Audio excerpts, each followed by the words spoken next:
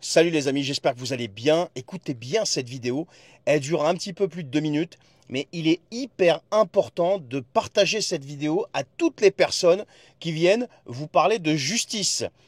Alors quand on vous parle de justice et que vous répondez justice à deux vitesses, la géométrie variable, où il y a certaines justices pour les uns, certaines justices pour les autres, c'est une vérité et écoutez ça et partagez s'il vous plaît, je vous assure c'est important. On se retrouve juste après. Écoutez. C'est une information explosive révélée en exclusivité par mon confrère Étienne Faucher.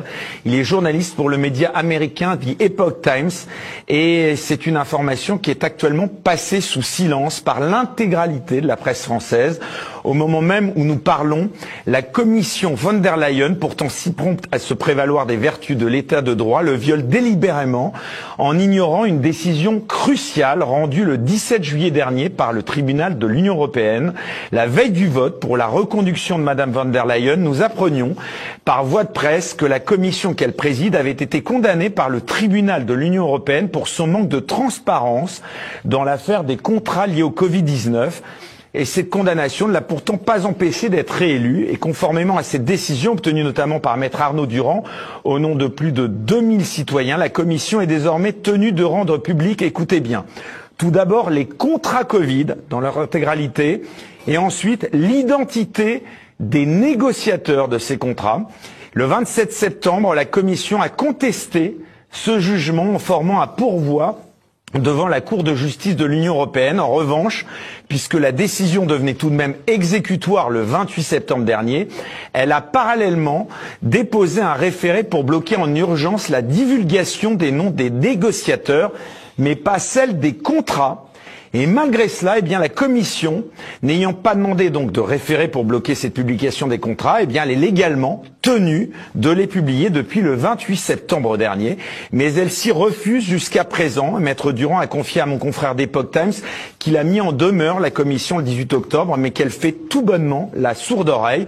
Autrement dit, la commission viole consciemment une décision de justice rendue par les juges européens eux-mêmes et se trouve donc depuis le 28 septembre dernier hors la loi, et cette affaire est une gravité inédite.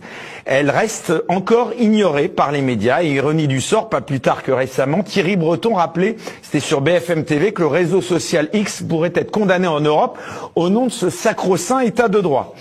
Alors, moi, j'ai juste une question à poser qui est très simple. On va pas se prendre la tête longtemps, hein.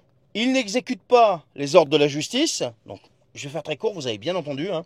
Il n'exécute pas les ordres de la justice, mais par contre, tu as Thierry Breton qui vient t'expliquer que, oui, X, on peut le déglinguer parce qu'il ne respecte pas l'état de droit, qu'il ne respecte pas les règles, etc., etc. Tu sais pourquoi ils peuvent déglinguer X? Parce que tu es libre dessus. C'est pour ça. Et ça les dérange.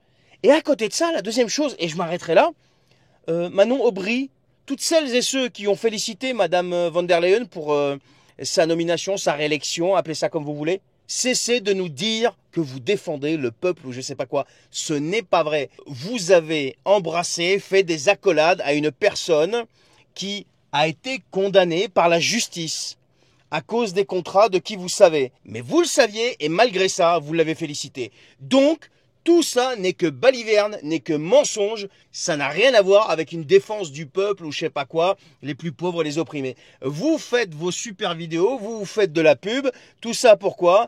Pour continuer à exister, pour pouvoir être réélu et garder vos sièges. Point, barre, ça s'arrête là. Non mais dites-moi, dans quelle société normalement constituée, il se passe un truc comme ça, et la personne, elle est renommée, elle est réélue?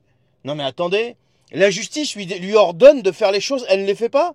Et après, vous venez me parler de justice? Mais que la justice te convoque, toi. Je sais pas, moi, pour, je sais pas, une infraction au code de la route, j'en sais rien, je dis une bêtise. Et que tu te présentes pas, il va se passer quoi? Et que tu n'exécutes pas le jugement, il va se passer quoi?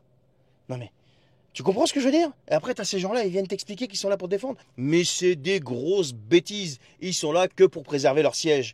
Allez, partagez cette vidéo, les amis. Et en plus, les médias ont complètement occulté cette information. Et je vous assure, je suis tombé dessus par hasard. Je suis vraiment tombé dessus par hasard et j'étais étonné. J'ai dit, bah tiens, alors elle date un peu, mais du coup, j'ai voulu la rediffuser quand même parce que personne n'en parle. Et c'est quand même quelque chose d'important parce que la présidente de la commission et sa commission, non seulement elle a un pouvoir qui est au-dessus de toutes les nations, mais en plus de ça, avec ses règles, avec ses lois, elle nous dicte nos vies, tout en ayant été condamnée par la justice. Mais c'est formidable.